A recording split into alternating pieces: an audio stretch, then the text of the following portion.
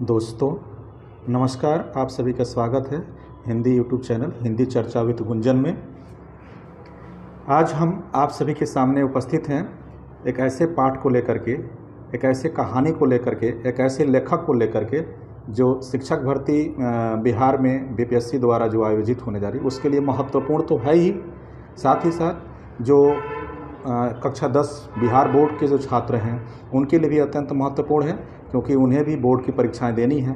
तो ऑब्जेक्टिव प्रश्न इस अध्याय से आना ही आना है, इस कहानी से आना ही आना है।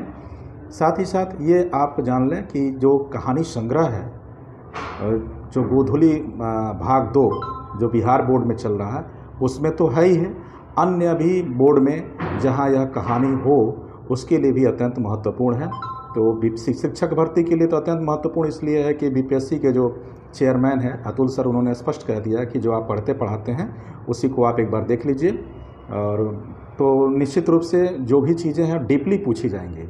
तो हम लोग के सामने ये कक्षा 10 का गद्य खंड उपस्थित है, और गद्य खंड में पहला पाठ जो है भीमराव अंबेडकर का लिखा हुआ श्रम विभाजन और जाति प्रथा, यह निबंध है। इस पर वीडियो एक अपलोड है जिसमें लगभग 40 ऑब्जेक्टिव प्रश्न बनाए गए हैं, और 40 के 40 प्रश्न महत्वपूर्ण हैं और पाठ से संबंधित प्रश्न हैं, उसको आप लोग देख सकते हैं। दूसरा पाठ है गद्य खंड में नलिन बिलोचन शर्मा का लिखा हुआ 20 के दांत, यह कहानी है। यह कहानी विधा की रचना है और 20 के दांत कहानी बहुत ही महत्वपूर्ण कहानी है। यदि आप कभी यह कहानी नहीं पढ़ी हो या नहीं सुनी हो तो ज़रूर आप पढ़िए और सुनिए। स्त्री चेतना को ये झकझोर देने वाली कहानी है। और तो इस कहानी के बाद हम आगे बढ़ते हैं, आज इसी कहानी पर चर्चा करते हैं। धीरे धीरे एक एक कहानी को लेकर के, एक एक पाठ को लेकर के हम आते जाएंगे। कक्षा 9, कक्षा 10, कक्षा 11, कक्षा 12 के जितने भी हिंदी के पाठ हैं सब पर हम चर्चा करते चलेंगे, और डीपली चर्चा करेंगे कि कहाँ कहाँ से प्रश्न बन सकता है, कहाँ से प्रश्न नहीं बन सकता है। तो इस कक्षा 10 में गद्य खंड में कुल 12 अध्याय हैं, जिसमें भीमराव अंबेडकर श्रम विभाजन पर तो बन चुका है, और आज चर्चा करते हैं हम लोग 20 के दांत कहानी नलिन बिलोचन शर्मा पर। तो आइए देखते हैं कि क्या है। दोस्तों, आप सभी से आग्रह है कि अधिक से अधिक इस वीडियो को शेयर करिए, और अधिक से अधिक जो सब्सक्राइब नहीं किए वो सब्सक्राइब कर लें, कारण कि बहुत ही महत्वपूर्ण पाठ है और पूरा डीपली चर्चा करने वाले हैं, एक एक पॉइंट पर चर्चा करने वाले हैं, और इससे बाहर के एक भी प्रश्न नहीं आने हैं, इसलिए आप मेरे साथ बने रहिए। तो नलिन बिलोचन शर्मा का जन्म 18 फरवरी 1916 को पटना के बदरघाट में हुआ था, ठीक है। और ये जन्मना भोजपुरी भाषी थे।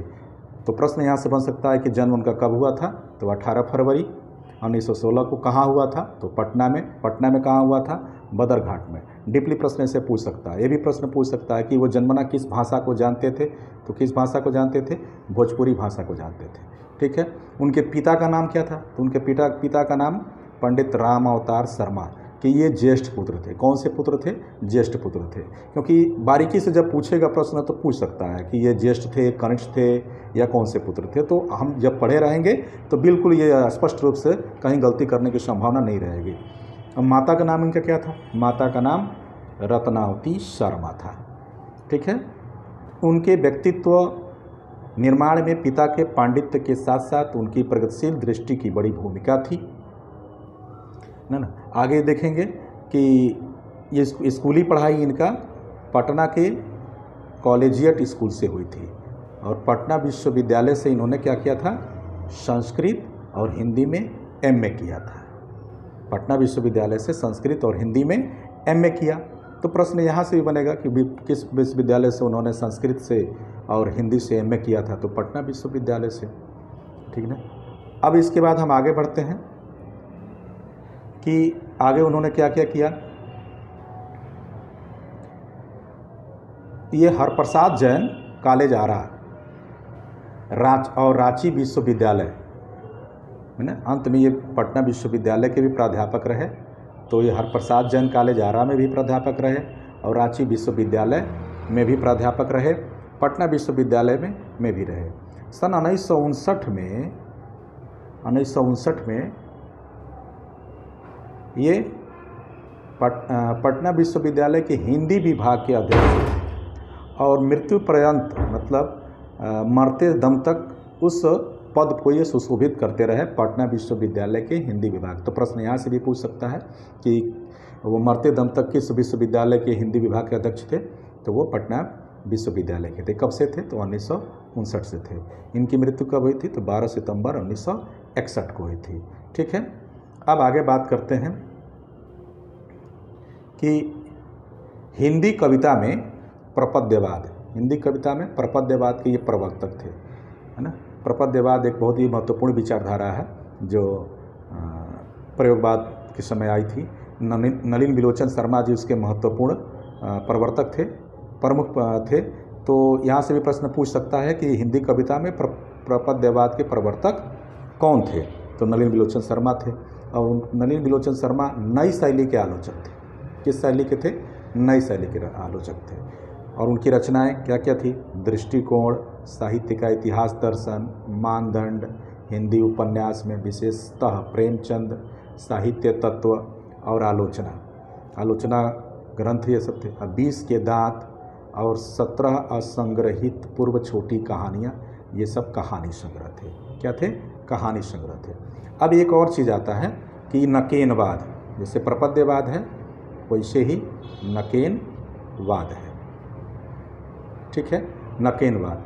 तो नकेनवाद में यहाँ देखिए ये प्रपद्यवाद के साथ साथ नकेनवाद के भी ये प्रवर्तक थे। तो न से हो गया नलिन बिलोचन शर्मा, के से हो गया केसरी कुमार, आइए फिर न से हो गया नरेश कुमार। जैसे यहाँ देखिए केसरी कुमार है और ये नरेश के साथ इन्होंने काव्य संग्रह नकेन के प्रपद्य, कौन से उन्होंने काव्य संग्रह लाया था, नकेन के प्रपद्य। तो ये नकेन के प्रपद्य और नकेन के 2, ठीक ना, नकेन 2, ये 2 चीज़ें लाए थे। तो किससे के साथ मिल करके, एक केसरी कुमार के साथ और एक नरेश के साथ। तो मतलब कि न से हो गया नलिन बिलोचन शर्मा, के से हो गया केसरी कुमार और फिर न से हो गया नरेश ये हो गया। ठीक है, तो इसके बाद सदल मिश्र ग्रंथावली, अयोध्या प्रसाद खत्री स्मारक ग्रंथ और संत परंपरा और साहित्य आदि इनके संपादित ग्रंथ थे। ऐसे ग्रंथों का इन्होंने क्या किया था, संपादित किया था। दोस्तों आप लोग बने रहिएगा अंत तक वीडियो तक, क्योंकि एक ही पॉइंट पर चर्चा करेंगे। ठीक है, ताकि कोई भी प्रश्न इससे बाहर करना आए, थोड़ा सा समय आपको देना होगा और प्रतिदिन कुछ ना कुछ समय देंगे, तभी जा कर के हमारे ज्ञान में वृद्धि भी होगी। आइए आगे हम बात करते हैं। कह रहे आलोचकों के अनुसार प्रयोगवाद प्रस्तावित का वास्तविक प्रारंभ नलिन बिलोचन शर्मा की कविताओं से हुआ था। 1943 में माना जाता है, 1943 से माना जाता है। तो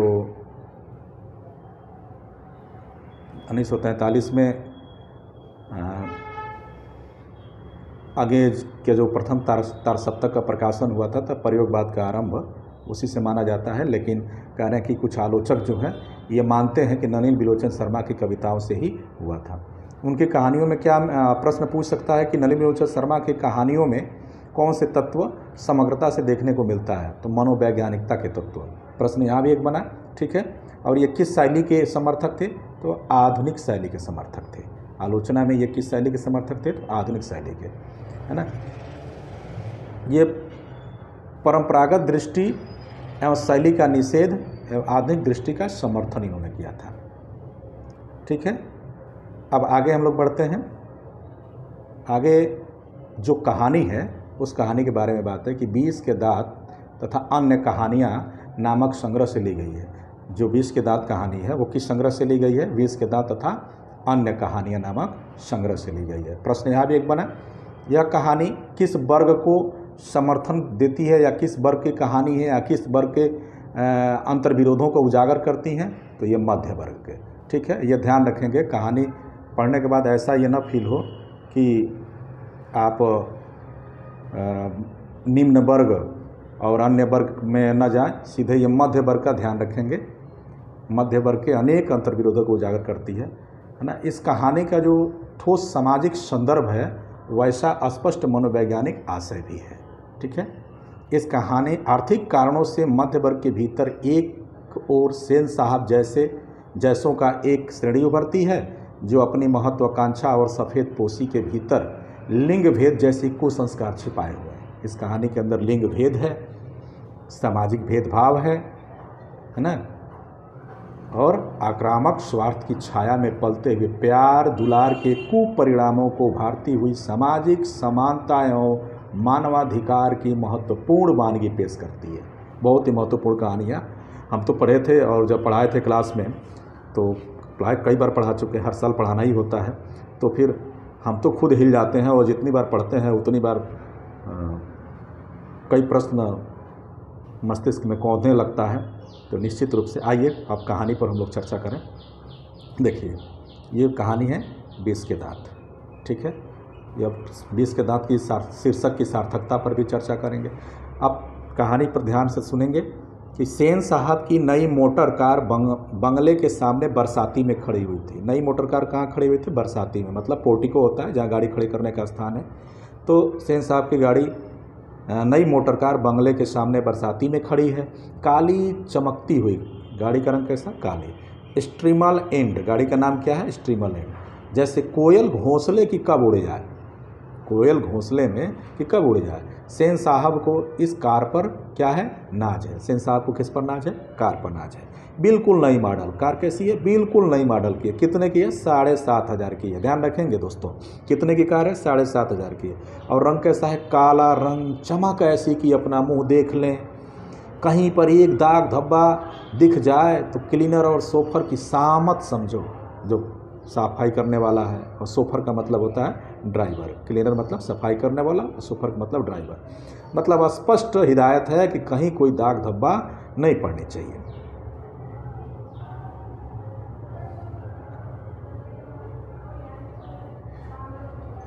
काला रंग सामत आज ही समझो। मेम साहब की सख्त ताकीद है कि कोई खोखा खोखी गाड़ी के पास न फटकने पाए। खोखा खोखी मतलब होता है बच्चा और बच्ची, लड़का लड़की। ये बंगला भाषा में है। किस भाषा में? बंगला भाषा में। ठीक है, तो कोई ठहरने उसके पास, गाड़ी के पास फटकने ना पाए। इतना समझ में आ गया। आगे, लड़कियां तो 5 सुशील हैं। सेन साहब जो हैं उनकी कितनी लड़कियां हैं? 5 लड़कियां। 5 सुशील हैं, 5 ठहरी, और सो भी लड़कियां तहजीब और तमीज़ की जीती जागती मूरत। मिस्टर और मिसेस सेन ने उन्हें क्या करना चाहिए यह सिखाया हो या नहीं, क्या क्या नहीं करना चाहिए इसकी उन्हें ऐसी तालीम दी है कि बस लड़कियां क्या हैं? कठपुतलियां हैं, और उनके माता पिता को इस बात पर गर्व है। वे कभी किसी चीज़ को तोड़ती फोड़ती नहीं। वे दौड़ती हैं और खेलती भी हैं, लेकिन सिर्फ शाम के वक्त। और चूँकि उन्हें सिखाया गया है कि ये बातें उनके सेहत के लिए ज़रूरी है, वे ऐसी मुस्कुराहट अपने होठों पर ला सकती हैं कि सोसाइटी की तारिकाएं भी उनसे कुछ सीखना चाहे तो सीख ले, पर उन्हें खिलखिलाकर किलकारी मारते हुए किसी ने सुना नहीं। सेन परिवार के मुलाकाती रस के साथ अपने शरारती बच्चों से खींच कर कहते हैं, एक तुम लोग हो और मिसेस सेन की लड़कियां हैं। अबे, फूल का गमला तोड़ने के लिए बना है? तुम लोगों के मारे घर में कुछ भी तो नहीं रह सकता। सोचिए। अब आगे इसमें क्या क्या प्रश्न बन सकते हैं? कितनी लड़कियां हैं उनकी? सेन साहब की 5 लड़कियां। कैसी हैं? सुशील हैं। ठीक, लड़कियां कैसी हैं? लड़कियां तहजीब और तमीज़ की जीती जागती मूरत है। ठीक, मिस्टर और मिसेस सेन उन्हें क्या करना चाहिए क्या नहीं ये सिखाया नहीं, लेकिन उन्होंने क्या नहीं करना चाहिए ज़रूर सिखाया है। अब लड़कियां क्या है? कठपुतलियां हैं, उनके माता पिता को इस बात पर गर्व है। प्रश्न पूछ सकता है कि यह पंक्ति, यह वाक्य किस कहानी से है, या इसके लेखक कौन है? इस तरह के भी प्रश्न पूछ सकता है। ठीक है, प्रश्न यहाँ भी है, एक तुम लोग हो और एक मिसेस सेन की लड़कियां हैं। अबे, फूल का गमला तोड़ने के लिए बना है? तुम लोग के हमारे घर में कुछ भी तो नहीं रह सकता। ना, प्रश्न यहाँ से भी पूछ सकता है। आगे चलते हैं। सो जहाँ तक सेन परिवार की लड़कियों का सवाल है, उनसे मोटर की चमक दमक को कोई खास खतरा नहीं था। भाई लड़कियां हैं, उन्हें पहले से सिखा दिया गया है आपको क्या नहीं करना चाहिए, इसलिए उनको खास कोई खतरा नहीं है। अब रह गया लड़का। खोखा भी तो है, खोखा जो एक ही है, 5 लड़कियों के बाद एक लड़का पैदा हुआ। सबसे छोटा खोखा, नाउमीद बुढ़ापे की आंखों का तारा। नाउमीद मतलब कि ऐसे समय में पैदा हुआ कि उस समय उम्मीद ही नहीं हो सकता था कि बच्चा होगा भी कि नहीं होगा, ऐसे समय में बच्चा पैदा हुआ। ये हमारे भारतीय समाज की जो मध्य वर्ग की समस्या है, ये बहुत बड़ी विडंबना है ना, कि 5-5 लड़कियां हो गई। लड़कियों को संतान तो माना ही नहीं जा सकता, माना ही नहीं जाता है। मैं अधिकतर देखा हूँ, आप लोग भी इस चीज़ को देखे होंगे कि लड़कियां आज भी बिहार की स्थिति इतनी दयनीय है कि लड़कियों के नाम पर रोना पीटना मच जाता है।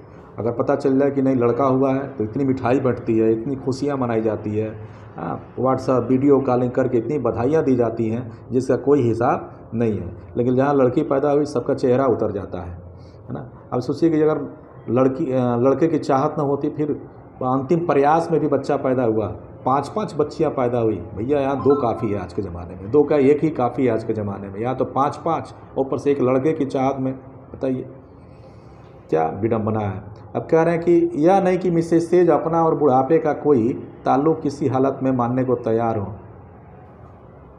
और सेन साहब तो सचमुच बूढ़े नहीं लगते। मतलब ये अपने आप को बूढ़े मानने के लिए तैयार नहीं है। लेकिन मानने की बात छोड़िए, हकीकत तो यह है कि यह खोखा का आविर्भाव तब जाकर हुआ था जब उनकी कोई उम्मीद दोनों को बाकी नहीं रह गई थी। खोखा जीवन के नियम का अपवाद था। खोखा क्या था? जीवन के नियम का अपवाद था। प्रश्न यहाँ बन सकता है। और अस्वाभाविक नहीं था कि वह घर के नियमों का भी अपवाद हो। वह इस तरह मोटर को कोई खतरा हो सकता था तो खोखा से ही। मतलब यह साफ है कि इस कहानी में नलिनी बिलोचन शर्मा लिखते हैं कि लड़कियां जो हैं वो सब मूर्त की तरह हैं, कठपुतली हैं। यदि किसी को खतरा है कार को, वो चमचमाती हुई कार जो जिस पर जान से ज़्यादा अधिक प्यार करते थे उस कार को सेन साहब, तो वो लड़के से ही था। वह किससे था? खोखा से ही था। खोखा के लिए नियम अलग थे और 5 लड़कियों के लिए नियम अलग थे। अक्सर ऐसा ही होता है, जहाँ दो ही लड़की हो, एक लड़का हो, तो लड़के के लिए हर चीज़ की छूट रहती है, किसी चीज़ की मनाही नहीं रहती है। और लड़कियों के लिए इतनी बंदिशें रहती हैं और हर चीज़ में उन्हें यह एहसास कराया जाता है कि तुम लड़की हो, तुम बच्ची हो, तुम्हें दूसरे घर जाना है, तुम ऐसा क्यों करती हो। कभी कभी आप अपने ही घर में देख लीजिए, अगल बगल के भी घर में देख लीजिए। हाँ, अपवाद में घर में कोई ऐसा हो जहाँ इस तरह की परिस्थितियाँ ना घटी हो, लेकिन मैं बहुतायत रूप से सर्वाधिक ये चीज़ें देखता हूँ कि बहुत घर ऐसे हैं, मिल जाएंगे कि जहाँ छोटा बच्चा है, 2 साल का, 3 साल का, 4 साल का, 5 साल का, पर उसकी बड़ी बहनें हैं, अपनी बड़ी बहनों को वो पीट देगा तो कोई घर के लोग कुछ नहीं कर सकते हैं। लेकिन जहाँ अगर बड़ी बहन छोटे भाई को अगर एक झापड़ लगा दी, चाहे डांट दिया, तो घर वाले ही, माँ बाप ही हावी हो जाते हैं कि तुम लड़की होकर के लड़के पे हाथ उठा रही हो, वो तुम्हारा भाई है, छोटा भाई है, तुम क्यों उसको मार रही हो। लेकिन लड़का गलती क्या करता है और किन हरकतों को करता है, इस सब चीज़ों को नज़रअंदाज कर दिया जाता है। उसके लिए सब चीज़ की छूट रहती है, वह कुछ भी कर सकता है, मोबाइल में गेम खेल सकता है, व्हाट्सएप कॉलिंग कर सकता है, दोस्तों के साथ घूम सकता है, आवारागर्दी कर सकता है, क्योंकि वो लड़का है। लेकिन लड़कियां, घर से एक कदम निकलने के पहले 100 हिदायतें दी जाती हैं कि तुम लड़की हो। उन्हें खुल करके जीने नहीं दिया जाता है। यहाँ तक कि आखिर खतरा किससे है भाई इस समाज में? पुरुषों से ही तो है। तो फिर पुरुषों को इस चीज़ को ध्यान देना चाहिए। अब आगे चलते हैं। बात ऐसी थी कि सीमा, रजनी, आलो, शेफाली, आरती, कितनी लड़कियां थी? 5। पांचों के क्या नाम था? सीमा, रजनी, आलो, शेफाली, आरती। 5 हुई तो उनके लिए घर में अलग नियम थे। देखिए स्पष्ट आ गया, उनके लिए घर में अलग नियम थे, दूसरी तरह की शिक्षा थी। और खोखा के लिए अलग दूसरी। कितनी बड़ी विडंबना है। आज भी ये समाज में देखने को मिलता है। कहानी तो बहुत पहले की लिखी गई, लेकिन समाज में आज भी ये चीज़ें देखने को मिलता है। कहने के लिए सेनों का कहना था कि खोखा आखिर अपने माँ बाप का बेटा ठहरा। किसका बेटा ठहरा भाई? माँ बाप का। तो फिर बेटियाँ किसकी ठहरी? कहीं पड़ोस से उठा के लाए, या अनाथालय से उठा के लाए, या किसी नदी से या जंगल पहाड़ से उठा के लाए। कैसा समाज है भाई? देखिए इस कहानी की तरह ये हमारे समाज की ना, खोखले समाज की जो दुर्दशा है या विडंबना है वह देखने को मिल रहा है। अब लड़के के लिए देखिए, इस कहानी में जो मूल तत्व है, उस पर ध्यान रखिए। उसे तो इंजीनियर होना है। अब लड़के को, खोखा को क्या होना है? इंजीनियर होना है। अभी से उसमें इसके लक्षण दिखाई पड़ते थे। प्रश्न ये पूछ सकता है कि उसका लक्षण कैसे दिखाई पड़ते हैं? इंजीनियर बनने के। इसलिए ट्रेनिंग भी उसे वैसी ही दी जा रही थी। कैसी ट्रेनिंग दी जा रही थी? इंजीनियर बनने की। बात यह है कि खोखा दुर्ललित स्वभाव के अनुसार ही सेनों ने सिद्धांतों को भी बदल लिया था। दुर्ललित बहुत बढ़िया शब्द है, देखिए कितना सुंदर शब्द है दुर्ललित। दुर्ललित का मतलब हो गया दुलार में, लाड़ प्यार में बिगड़ा हुआ। अक्सर यही होता है, 2-3 बच्चियां हैं, 4-5 बच्चियां हैं, लड़कियां हैं, 5 बच्चियां हैं, उसमें एक भाई पैदा हुआ, एक बच्चा पैदा हुआ, एक लड़का पैदा हुआ। अब सबका दुलारा। अब वो इतना बिगड़ जाता है कि वो किसी के ऊपर भी टट्टी पाया पेशाब कर देता है तो उसको क्षमा कर दिया जाता है ना, बाद में उसके लिए बड़ा घातक होता है। तो दुलार में और प्यार में बिगड़ना उसके जीवन के लिए खतरनाक है। अक्सर ऐसा होता है कि सेन साहब, परिवार के दोस्त आते हैं, भड़कीले ड्राइंग रूम में बैठते हैं और बातचीत के लिए विषय का अभाव होने पर चर्चा निकल पड़ती है कि किसका लड़का क्या करेगा। तब सेन साहब बड़ी मौलिकता व दूरंदेशी के साथ फरमाते हैं कि वह तो अपने लड़के को अपने ढंग से ट्रेन करेंगे। कैसे ट्रेन करेंगे? अपने ढंग से। करेंगे क्या? कर रहे हैं, वो बता रहे हैं सेन साहब कि मैं अपने लड़के को तो अपने ढंग से ट्रेन करूँगा। और करूँगा क्या, मैं कर ही रहा हूँ। आजकल की पढ़ाई तो फिजूल है। कह रहे हैं आजकल की जो पढ़ाई स्कूलों में हो रही है ना, बेमतलब की है। अब ये कैसे पढ़ाई कर रहे हैं भैया? उसे अपनी तरह का बिजनेसमैन इंजीनियर बनाना चाहते हैं। बिजनेसमैन इंजीनियर बनाना है। 5-7 साल का लड़का, अब 5 साल का लड़का उसे आप इंजीनियर बनाना चाह रहे हैं अभी से। अब देखिए ना, सेन साहब कहते हैं खोखा 5 साल का हो रहा है। खोखा कितने साल का हो रहा है? 5 साल का। लोग कहते हैं कि उसे किंडरगार्टन, केजी में, स्कूल में भेज दो। लेकिन मैंने अभी यही इंतज़ाम किया है कि क्या इंतज़ाम किया उन्होंने? सेन साहब ने अपने बच्चे के लिए इंतज़ाम किया है कि, है ना, कारखाने का बढ़ई मिस्त्री 1-2 घंटे के लिए आकर उसके साथ ठोक पीट किया करें। इससे बच्चे की उंगलियां अभी से औजारों से वाकिफ़ हो जाएंगी। हिंदुस्तानी लोग यह नहीं समझते। अच्छा भैया, अभी बोलना लिखना पढ़ना समझा नहीं, संस्कार समझा नहीं, ज्ञान अभी उससे कुछ मिला नहीं, रिश्तों की समझ आई नहीं, शिष्टता अभी समझ में आई नहीं, और आप उसे इंजीनियर बनाना चालू कर दिए। इस कहानी में मूल बात देखिए कि लड़कियां, जो 5 लड़कियां हैं, उनके लिए कहीं कोई शिक्षा दीक्षा की प्रबंध की बात नहीं करते। वो लड़कियों को क्या बनाना है, क्या नहीं बनाना है, बात नहीं करते। लड़कियों का भविष्य कैसे सुरक्षित होगा, इसकी बात कहीं नहीं करते हैं। अक्सर ये जो कहानी है ना, ये कहानी नहीं है हमारे और आपके घरों की, परिवार की, हमारे और आपके समाज की, हमारे और परिवार आपके राज्य की। यही सच्चाई है। घरों में यही होता है। जुल्म सिर्फ लड़कियों के ऊपर ढाए जाते हैं, और जुल्म ढाता कौन है? यही लड़के हैं, और यही पुरुष व्यक्ति जो है जुल्म ढाए जाते हैं। सारी व्यवस्था, क्योंकि लड़कियों के लिए क्या है भाई, लड़कियां हैं, वो दूसरे घर चली जाएंगे, क्यों इन पर फिजूल खर्ची करना है? अब लड़का है भाई, लड़का क्या है, बंश चलाएगा, उसके लिए खाने पीने का प्रबंध अलग, पढ़ाई लिखाई का प्रबंध अलग, उसकी आज़ादी अलग, उसकी सारी सुविधाएं अलग।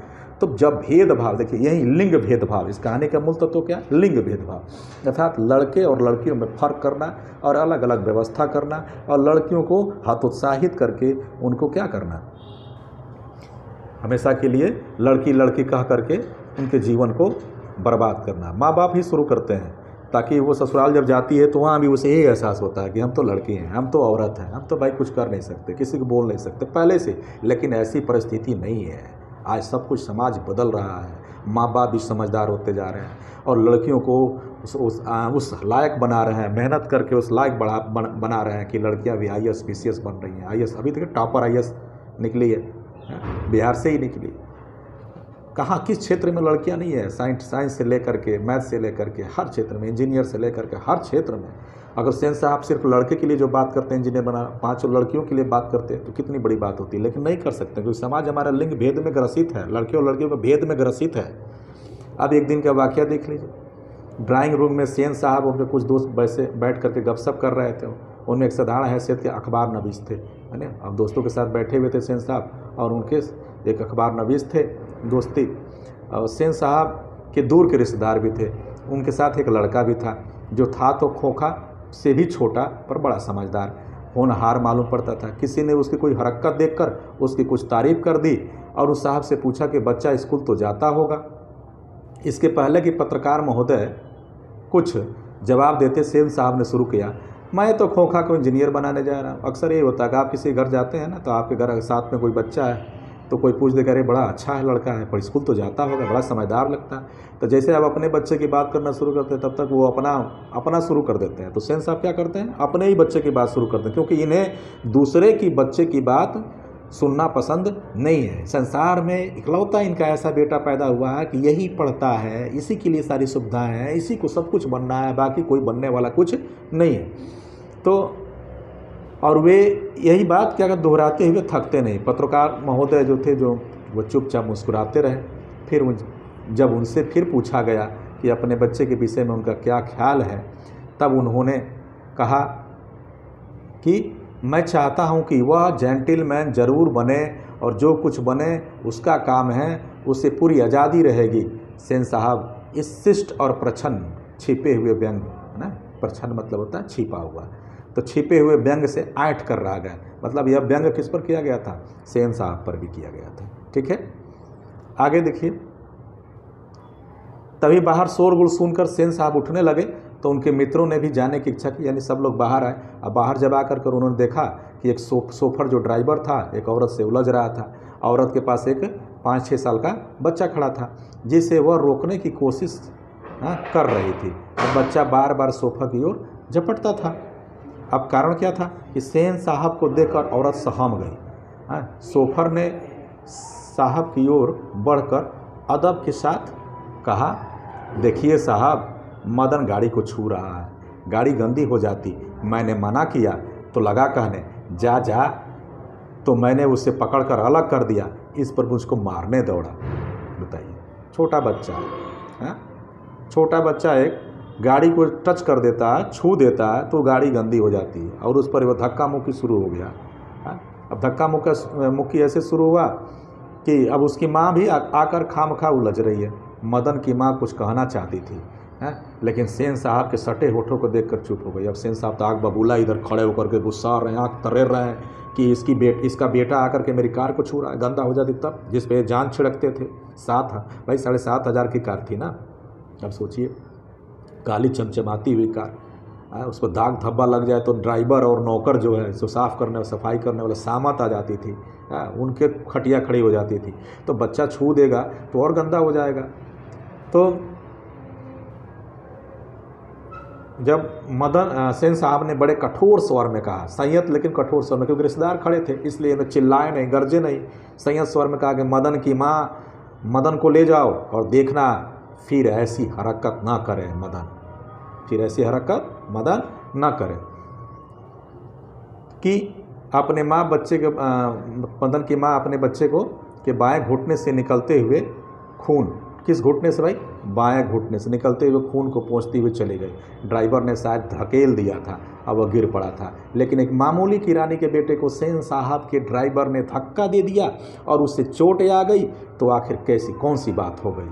ठीक इसी वक्त मोटर के पीछे खटखट, अभी ऐसी ये घटना हो ही रही थी, तब तक मोटर के पीछे क्या आई, खटखट की आवाज़ सुनकर सेन साहब लपके देखे, भैया पीछे कौन खटखटा रहा है। सोफर भी दौड़ा, सोफर मतलब ड्राइवर भी दौड़ा, और लोग सीढ़ियों से उतरकर अपनी अपनी गाड़ियों की ओर चले गए। भाई किस गाड़ी में से आवाज़ आने लगी। सभी ने देखा कि सेन साहब खोखा का गोद में लेकर उसे हल्की मुस्कुराहट के साथ डांट रहे हैं, बड़े प्यार से डांट रहे हैं। अपना बच्चा दुलारा कितना है कि उसे प्यार से हल्की गोद में लेकर के डांटा जा रहा है। अब कैसे डांटा जा रहा है, मुस्कुराहट के साथ वो क्या कर रहे हैं, डांट रहे हैं। और मोटर की पिछली बत्ती का लाल शीशा चकनाचूर हो गया। भाई किस बत्ती का, प्रश्न देखिएगा, यहाँ रिपीट कर रहे हैं, वहाँ प्रश्न बनेगा। पिछली बत्ती का कैसा शीशा था, लाल शीशा था, क्या हो गया था, चकनाचूर हो गया था। अब सेन साहब ने मित्रों को संबोधित करते हुए कहा, देखा है आप लोगों ने, बड़ी शरारती हो गया कासू। अब देखिए, अपना बेटा ने जब कार का शीशा तोड़ दिया तो शरारती हो गया। मोटर के पीछे हरदम पड़ा रहता है, उसके कल पुर्जे में इसको अभी से इतनी दिलचस्पी है कि क्या बताऊं। शायद देखना चाह रहा था कि आखिर इस बत्ती के अंदर क्या है। वाह भाई, अपना बेटा ने जब दूसरे का बेटा जब छू रहा था तो कार गंदी हो जा रही थी, उसके लिए आपने इतनी हिदायत दी और डांट लगाई। हाँ, वो यहाँ तक उसके हाथ में धक्का देने के बाद हाथ में से खून भी निकलने लगा। और अपना बेटा कार का शीशा तोड़ दिया, तो वो अब देखना चाह रहा है, अभी से इंजीनियर बनना चाह रहा है, अभी से कल पुर्जे में उसको दिलचस्पी है। देखिए ये भेदभाव है, ये ऊंच नीच का भेदभाव है। अभी अपने एक परिवार में 5 बेटियां और एक बेटे में भेदभाव, लिंग भेद देखा, अब यहाँ एक ऊंच नीच का भेदभाव देखा। मदन क्या है, गरीब है, और उसके पास भाई कार नहीं है, तो दूसरे का कार इनका छू रहा था, तो फिर उसके ऊपर डांट पड़ी। तो ये ऊंच नीच का भेदभाव है यहाँ। सेन साहब खोखा को ज़मीन पर रखकर कार अपने दोस्तों के साथ उसकी कार की ओर चले। उन्हें मित्रों की भाव भंगिमा देखी नहीं, देखते भी तो कुछ समझ पाते, इसमें शक ही था, क्योंकि वो तो अपने भाई बच्चे के लाड़ प्यार दुलार में इतने मशगूल हैं कि कोई प्रतिक्रिया दे इनको कुछ समझ में आना नहीं है। मिस्टर सिंह अपनी कार के पास पहुंचे और सेन साहब को नमस्कार कर दरवाज़ा, जो मेहमान लोग आए थे उसमें एक मिस्टर सिंह साहब थे, वो अपनी कार के पास पहुंचे और सेन साहब को नमस्कार कर दरवाज़ा खोलने के लिए आगे बढ़े।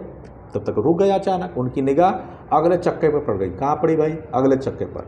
उन्होंने नज़दीक से जाकर देखा, परेशानी की हालत में खड़े हो गए। टायर बिल्कुल बैठ गया। क्या हो गया था? शायद टायर पंचर हो गया था। सेन साहब भी आगे बढ़े आए और कुछ झिझकते हुए बोले, कहीं ऐसा तो नहीं कि कासू बाबू ने हवा निकाल दी हो?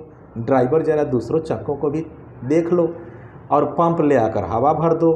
हाँ, और हाँ, कुर्सियाँ लान में लगवा दो, तब तक हम यहाँ बैठते हैं। ले भैया, देखिए ऊँच नीच के कितना ज़बरदस्त जो है कि भावना यहाँ दिखाई दी गई। हाँ, दूसरे का बच्चा सिर्फ कार छू रहा था तो गंदा हो जा रहा था, उसके लिए मारपीट शुरू हो गई। और अपना बच्चा अपने कार के भी शीशा तोड़ दिया, दूसरे के कार के, मिस्टर सिंह साहब के कार की पहियों की हवा निकाल दी, पंचर कर दिया, छेद कर दिया। अब उसके लिए कोई सज़ा नहीं, क्योंकि ये दुर्ललित है। दुर्ललित मतलब खोखा क्या है इनका? दुलार में एकदम बिगड़ा लड़का है। ड्राइवर ने एक कार का चक्का लगाकर सूचना दी कि दूसरी ओर के पिछले चक्के की भी हवा निकली हुई है। काम तो कासू बाबू का ही मालूम पड़ता है। भैया मालूम तो पड़ेगा ही, आवारा बिगड़ा हुआ लड़का तो वही है ना। इतने दुलार में 5 बेटियां जो इतनी सुशील थी, और एक देखिए ये दुलार में कितना बिगड़ गया। इधर ही खेल रहे थे। सोफर ने बताया और पंप लाने चला गया। मुखर्जी साहब की गाड़ी सकुशल थी, वो अपने और पत्रकार महोदय के परिवार के साथ चलते बने। गनीमत थी कि जो मुखर्जी साहब आए थे और पत्रकार महोदय आए थे, उनकी गाड़ी सुरक्षित थी, वो अपने साथ वो चले गए। अब मिस्टर सेन साहब मिस्टर सिंह लान की कुर्सी पर बैठकर बातें करते रहे। बातों के सिलसिलों में सेन साहब ने बतलाया कि कासू इधर चक्कों से हवा निकालने की हिकमत जान ली थी और मौका मिलते ही शरारत कर गुजरता था। उनका अपना ख्याल था कि उसकी इस हरकतों को देखकर तो यह साफ मालूम होता है कि इंजीनियरिंग में उसकी दिलचस्पी है। गजब भाई, क्या विडंबना है। गलत काम कर रहा है तो इंजीनियरिंग में दिलचस्पी है। इसी तरह दूसरी बेमतलब की बातें होती रही और तब तक चक्कों में पंप नहीं हो पाया और मिस्टर सिंह रुखसत हो गया, तब तक इधर उधर की बातें करते रहे लोग।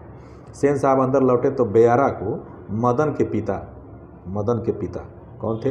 गिरधर लाल, जो उनकी फैक्ट्री में क्या थे? किरानी थे। मदन के पिता, वही मदन जो कार को टच कर रहा था, जिसके बाएं घुटने से खून आने लगा।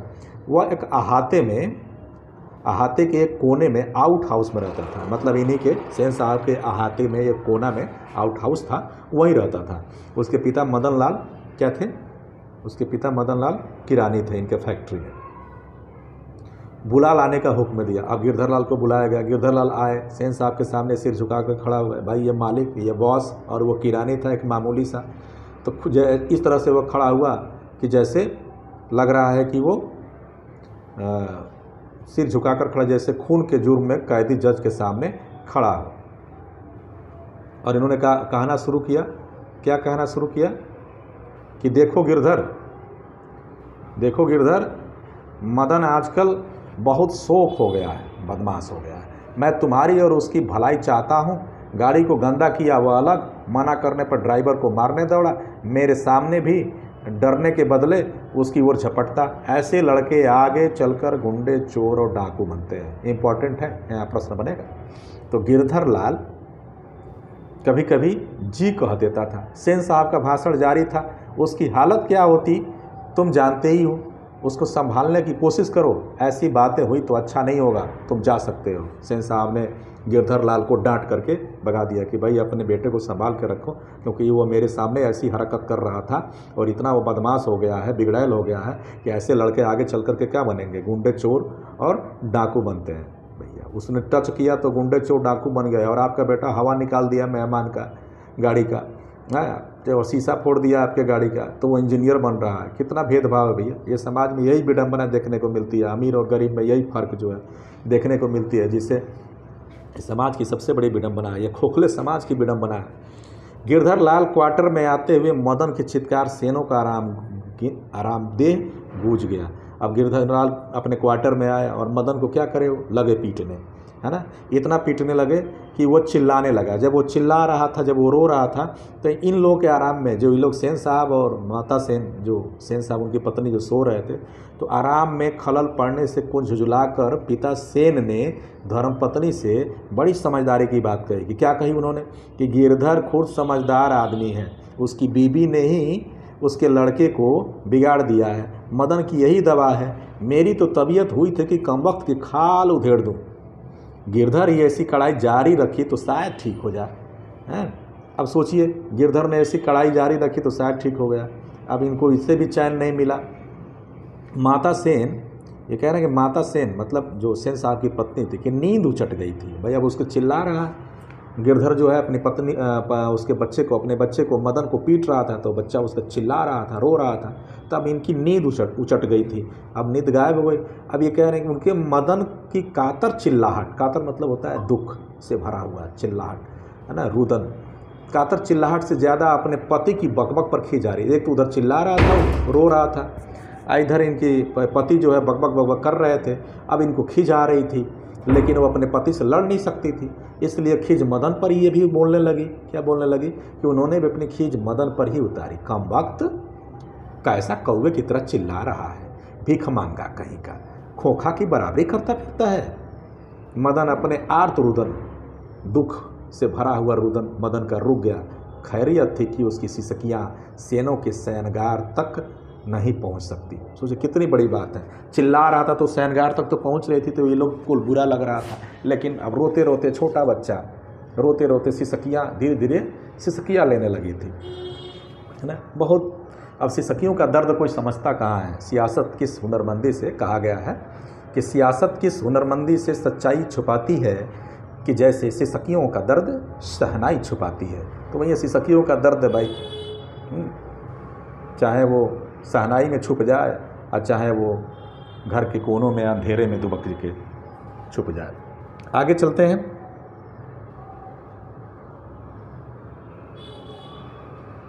आगे ये है, लेखक दूसरे दिन तो बिल्कुल बेढा, लेकिन दूसरे दिन तो बिल्कुल बेढा एक अलग ही मामला हो गया। क्या हो गया भाई, शाम के वक्त खेलता कूदता खोखा बंगले के हाथ से बगल वाली की गली में जा निकला। भैया दुलारा लड़का घर में कैद रहता है, उसको वहाँ धूल में मदन पड़ोसियों के साथ, अब वहाँ धूल में मदन जो गिरधर लाल का जो लड़का था, वो मदन पड़ोसियों के साथ आवारागर्द छोकरों के साथ लट्टू नचा रहा था। भाई बच्चा लट्टू नचा रहा है, खेल रहा है। खोखा ने देखा तो उसकी तबीयत मचल गई। अब ये भी तो बच्चा ही है, अभी इसे लाड़ प्यार में बिगाड़ दिया गया अलग बात है, लेकिन इसको भी क्या हो गई, इसने भी लट्टू नचाने के लिए इसका जी मचल गया कि हम भी जाकर खेलें। भाई बच्चे बच्चे में ही तो जाएंगे।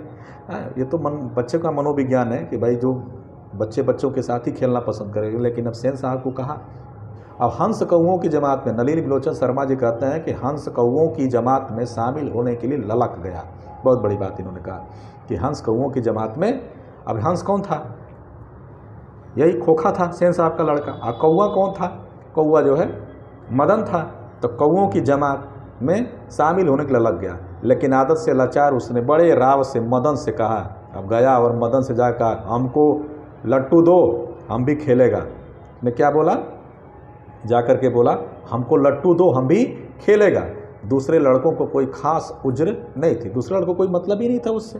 लेकिन खोखा को तो भाई मतलब था। खोखा को अपनी जमात में लेने के फ़ायदों को नज़रअंदाज नहीं कर सकते थे। पर उनके अपमानित प्रताड़ित लीडर मदन को यह बात कब मंजूर हो सकती थी। मदन को तो स्वीकार ही नहीं था कि हम लोग की जमात में, हम लोग की टीम में आकर के यह खेले। उसने छूटते ही जवाब दिया। क्या जवाब दिया, बड़ा शानदार जवाब। अबे भाग जा यहाँ से, बड़ा आया है लट्टू खेलने वाला, है भी लट्टू तेरे, जा अपने बाबा की मोटर पर बैठ। छोटा सा देखिए कितना बच्चा जो है पवित्र भाव से कह दिया कि उसने कार जब छुआ टच किया तो उसे इतनी मार पड़ी, इतनी मार पड़ी, इतनी मार पड़ी, कार भी नहीं छू सकता था। अब इसके लिए तो लट्टू ही कार से बड़ी चीज़ है। क्या कि जा अपने, है भी लट्टू तेरे पास, जा अपने बाबा की मोटर कार में बैठ, तुमने मुझे छूने नहीं दिया था, जा। अब वो तो कह दिया। अब दुलार में बिगड़ा हुआ कासू तैस में आ गया। वह किसी के कभी अपने, अक्सर वो अपने बहनों पर हाथ उठा दिया करता था, नौकर पर भी नौकरों पर भी हाथ चला देता था। इसी उम्र में 5 साल की उम्र में इतना बड़ा बड़ा वो कांड करता था। तो वो इंजीनियर बनेगा और एक कार को टच कर दिया तो गुंडा चोर बदमाश बनेगा। देखिए अमीर गरीब में कितना बड़ा भेदभाव है, कितनी बड़ी खाई है। ये सब कहानी है ना कि सिर्फ किताबों में नहीं, आपके और हमारे घरों के बीच की कहानियाँ हैं, जहाँ ये सब देखने को मिलती है। भेदभाव देखने को मिलता है, ऊंच नीच का भेदभाव को मिलता है, छुआछूत के भेदभाव देखने को मिलता है। और समाज हमारा इसीलिए खोखला होता जा रहा है, विपन्न होता जा रहा है, मानवता करा रही है, चित्कार रही है इसी कारण से। और ये सच्चाई है, ये हमारे समाज का आईना है ये कहानी, कि यही हमारे समाज में, इसी तरह के हमारे समाज में जहाँ हम ढोल पीटते हैं ना कि हम मानव हैं, मनुष्यता है, मानवता है, लेकिन खोखला ढोल पीटते हैं हम लोग। सच्चाई यही है जो इस कहानी में देखने को मिल रही है। तो बहनों पर भी हाथ चला देता था वो, वाह। और क्या मजाल कि उससे कुछ कहे तो कोई कुछ कर दे। उसने यहाँ देखा ना था, मदन को एक घूसा रसीद कर दिया। वाह भाई वाह, मदन को तो यही चाहिए रहा था। अब इसने मदन को क्या कर दिया, खोखा ने एक घूसा रसीद कर दिया। अब चोर गुंडा डाकू होने वाला मदन भी कम मानने वाला था। लेखक यह बात कह रहे हैं नलिन बिलोचन शर्मा जी कि चोर गुंडा डाकू होने वाला मदन भी कम मानने वाला था। वह झट से कासू पर टूट पड़ा। दूसरे लड़के जरा हटकर इस द्वंद्व युद्ध का मजा लेने लगे। अब दूसरे लड़के तो मजा लेने लगे, लेकिन यह लड़ाई हड्डी और मांस की, बंगले के पिल्ले और गली के कुत्ते की लड़ाई थी। प्रश्न यहाँ बनेगा कैसी लड़ाई थी भाई? लेकिन यह लड़ाई लड़ाई हड्डी और मांस की, बंगले के पिल्ले और गली के कुत्ते की लड़ाई थी। अहाते में यह लड़ाई हुई रहती तो कासू बाबू, भाई अब अहाते में लड़ाई हुई होती, कासू बाबू के बंगले में अंदर, बाउंड्री के अंदर लड़ाई हुई होती, तब तो कासू बाबू क्या हो जाते, शेर हो जाता। कासू शेर हो जाता। कासू मतलब उसका जो खोखा था, सेन साहब का लड़का, उसका नाम था कासू। वहाँ तो 1 मिनट बाद ही वो रोता हुआ जान लेकर भाग निकला, है ना। बाहर जहाँ गया था खेलने, वहाँ मदन ने पिटाई कर दी, और कायदे से पिटाई कर दी। माहौल, अब देखिए कितनी बड़ी बात लिखते हैं आज हमारे और समाज में, आपके और घरों में, पटदार में, भाई भाई में यही स्थिति, और हमारे हारने का और पिछड़ेपन का यही कारण है। देखिए क्या कारण है, इतनी बड़ी लाइन लिखते हैं जो पूरी कहानी को, मर्म को यह बयान कर देता है। महल और झोपड़ी वालों की लड़ाई में अक्सर महल वाले ही जीतते हैं, पर उसी हालात में जब दूसरे झोपड़ी वाले उनकी मदद अपने ही खिलाफ करते हैं, सोचिए कितनी बड़ी बात। लेकिन बच्चों में इतनी अकल कहाँ। अक्सर ये होता है कि जब हम किसी अमीर से लड़ाई लड़ते हैं, हम गरीब हैं यदि और अमीर से लड़ाई लड़ते हैं, तो फिर जितने हमारे लोग हैं, हमारे कम्युनिटी के लोग हैं, हमारे साथ के लोग हैं, वो उन्हीं के साथ जाके खड़े हो जाते हैं। तो फिर अकेले पड़ करके तो फिर हारना ही हारना है। लेकिन सब मिल करके जब एक साथ लड़ें तो चाहे कितना बड़ा अमीर हो, कितना बड़ा बलवान हो, उसको हारना ही हारना। लेकिन ऐसा होता नहीं है। अब कह रहे हैं कि उन्होंने न तो अपने दुर्दमनीय लीडर की मदद की और न अपने माता पिता के मालिक के लाडले की। वो किसी पीटे हुए मित्र की, लीडर की न मदद की, और न ही उसके माता पिता के मालिक के जो लाडले की मदद की। किसी की मदद नहीं की उन्होंने। लड़ाई खत्म हो गई, तुरंत ही सहमे हुए तितर बितर हो गए। लड़ाई खत्म हुई और सब लोग इधर उधर चल दिए। मदन घर नहीं लौटा। अब सोचिए, एक बार कार क्यों नहीं घर लौटा भाई? प्रश्न यह उठता है। एक बार कार टच करने की वो कोशिश की थी तो उसकी इतनी पिटाई हुई थी कि वह उसको अब तक भूल नहीं पाया था। लेकिन जाता ही कहा, घर नहीं लौटा, लेकिन जाता ही कहा। अब वो इंतजार करने लगा। ये तो दिन में ही कांड हुआ था। 8-9 बजे रात तक इधर उधर मारा फिरता रहा। क्या करता रहा? मारा फिरता रहा। फिर भूख लगी तो गली के दरवाजे से आहिस्ता आहिस्ता घर में घुसा। कैसे घर में घुसा भाई? आहिस्ता आहिस्ता, धीरे धीरे घर में घुसा गली के दरवाजे से। उसके लिए मार खाना मामूली बात थी भाई। मदन के लिए क्या था? मार खाना मामूली बात थी। वह डर था तो यह कि आज मार और दिनों से भी बुरी होगी, क्योंकि आज उसने तो मदन पर किसी ने कुछ छुआ भी नहीं। छूने पर जब इतनी मार पड़ती थी तो आज तो मदन को उसने कूटा है।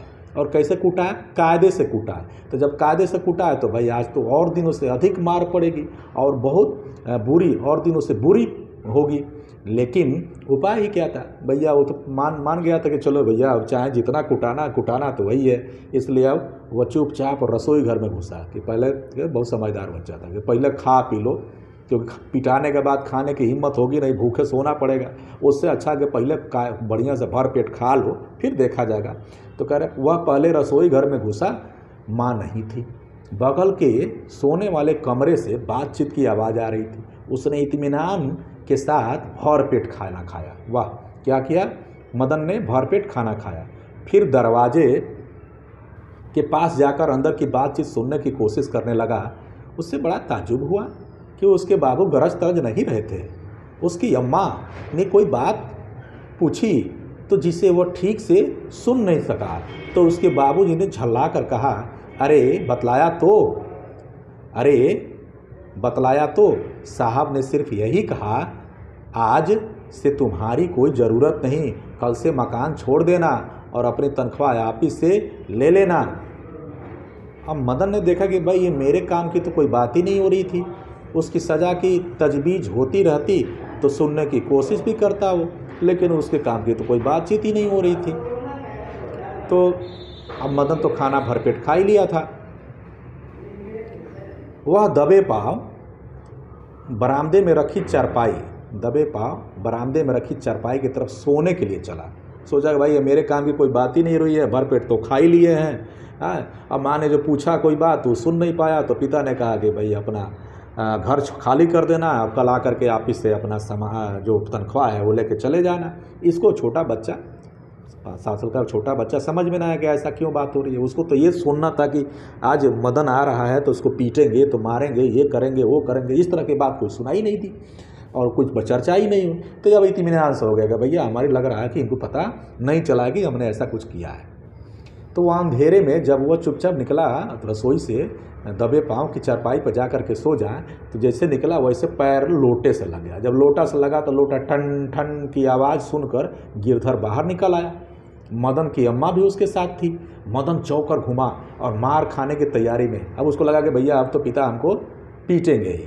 मार खाने की तैयारी में छाती को अपने हाथ से बांध कर खड़ा हो गया। मतलब वो समर्पण कर दिया कि भैया आप जितना पीटना है हमको पीट लो। और इसे एहसास था कि आज तो इतनी कुटाई ज़बरदस्त होगी जिसका कोई हिसाब नहीं। इसीलिए पहले ये खा पी लिया था, भर पेट खा लिया था कि भैया पिटाने के बाद भी कोई बात नहीं रहेगी, भूखे नहीं सोना पड़ेगा। मदन अक्सर अपने पिता के हाथों पीटता था।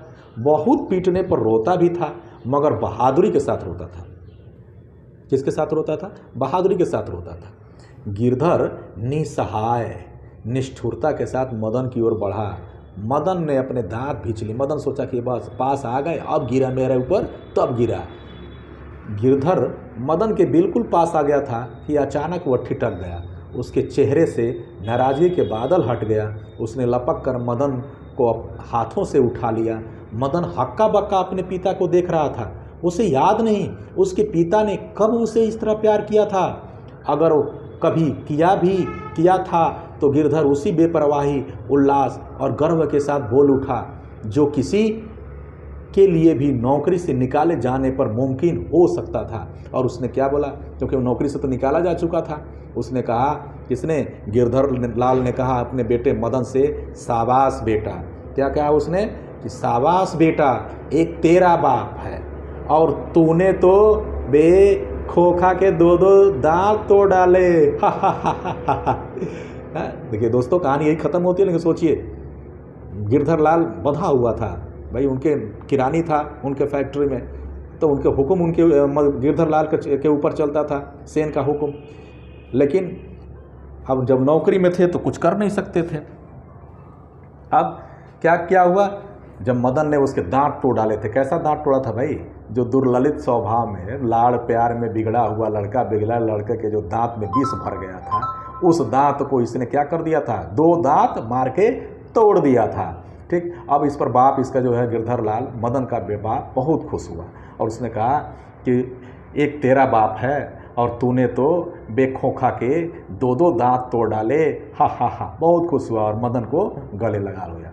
देखिए ये सच्चाई है हमारे समाज की कि अगर दुलार में प्यार में, ये मध्यवर्गीय जीवन की कहानी है कि दुलार प्यार में यदि कोई बिगड़ता है तो उसके दांत जो है, एक शीर्षक इसकी सार्थकता है कि 20 के दांत, उसके दुलार प्यार में 20 के दांत जैसे होते हैं वैसे ही उसके स्वभाव बिगड़ करके विषैला हो जाता है। तो इस कहानी में उच्च नीच, लिंग भेद, है ना, स्त्री विमर्श को प्रमुख को केंद्र में रख करके ये मध्यवर्गीय जीवन की कहानी है। और इस पाठ में जहाँ जहाँ प्रश्न बने हैं वहाँ वहाँ आप इसको पूरा वीडियो देखिए। देखने के बाद आप इसको शेयर ज़रूर करिए। बहुत बहुत धन्यवाद। फिर आगे हाजिर होंगे आप एक नए वीडियो के साथ, नए पाठ के साथ, नए अध्याय के साथ, और इस पर जो महत्वपूर्ण प्रश्न बनेंगे वो भी आप सभी के सामने हम लोग वीडियो अपलोड की जाएगी। और कि दोस्तों ये कहानी कैसी लगी और मेरा इस तक जो यह पाठ है कैसा लगा, वीडियो कैसी लगी, कमेंट करके ज़रूर बताइए और शेयर करिए। बहुत बहुत धन्यवाद।